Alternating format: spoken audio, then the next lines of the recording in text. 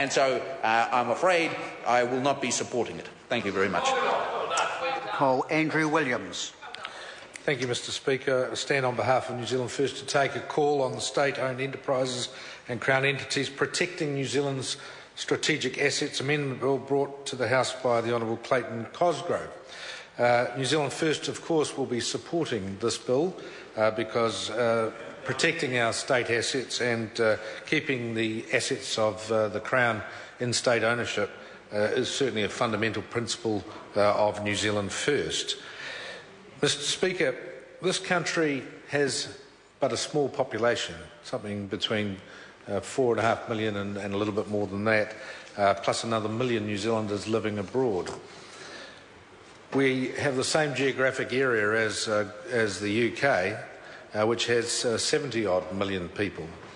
In order to provide the necessary infrastructure for a small population of 4.5 million, this country, over many decades, and many great people who have gone before us in this House, have had the foresight and the inspiration to provide the necessary infrastructure to ensure that what was about 2 million people when I was born and growing up, and now grown to 4.5 million, could have what this country required in terms of reasonably good infrastructure for a first world country, almost on a par with our former mother country, Great Britain.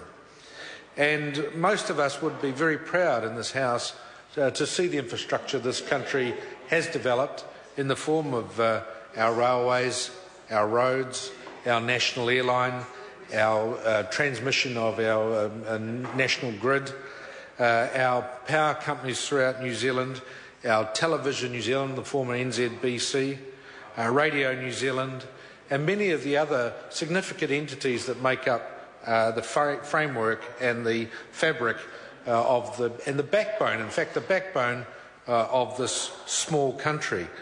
And without the state backing to provide many of those entities, they simply would not have grown to the size they are today, because private enterprise and personal investors simply would not have been able to build up that infrastructure in New Zealand to the point it is today. And so we can be very thankful and very proud of our forebears and those that went before us, and many ministers and members of Parliament and people within the bureaucracy and local government in New Zealand, and all sorts of parts of the framework of government in New Zealand that has helped build up what we have today.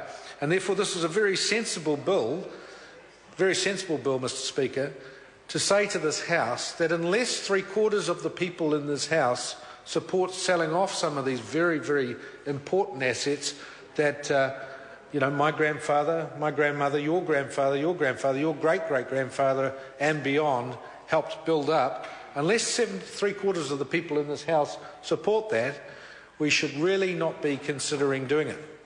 And I'm reminded, Mr Speaker, and the Right Honourable Winston Peters pointed this out to me a few months ago.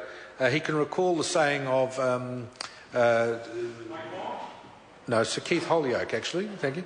But Sir Keith Holyoake, who had a saying, and he used to say, unless at least 60% of the people within the House of Representatives would support something, he certainly would not ramrod it through. He would not push something through unless he had at least 60%. And yet this government is prepared to do something with a slim 51% majority, a paper-thin, breadth of majority. Mr Speaker, I like the thought of going back to a situation where 3/4 of the House, 75%, would make sure that things were protected, and if things were to be sold off, that by far the majority of the House had considered it properly and agreed to it. And this bill also refers to a referendum, and again I would support this. So should it not be 75% of the House that there be a majority of voters in a referendum? And again, Mr Speaker, New Zealand First supports this, because if we go to the people and a referendum supports something of this nature, we should be listening to it. At the present time, Mr Speaker, the majority of New Zealanders are saying we should not be selling the state assets. Most of the polls are showing 70 or 80% it should not be. So, Mr Speaker, again, this bill brings that in, and this is a good piece of work. We certainly hope that all parties in this House will give it full consideration. Thank you, Mr Speaker. Call the Honourable Dr Nick Smith. Mr Speaker, I'd like to begin by reminding Mr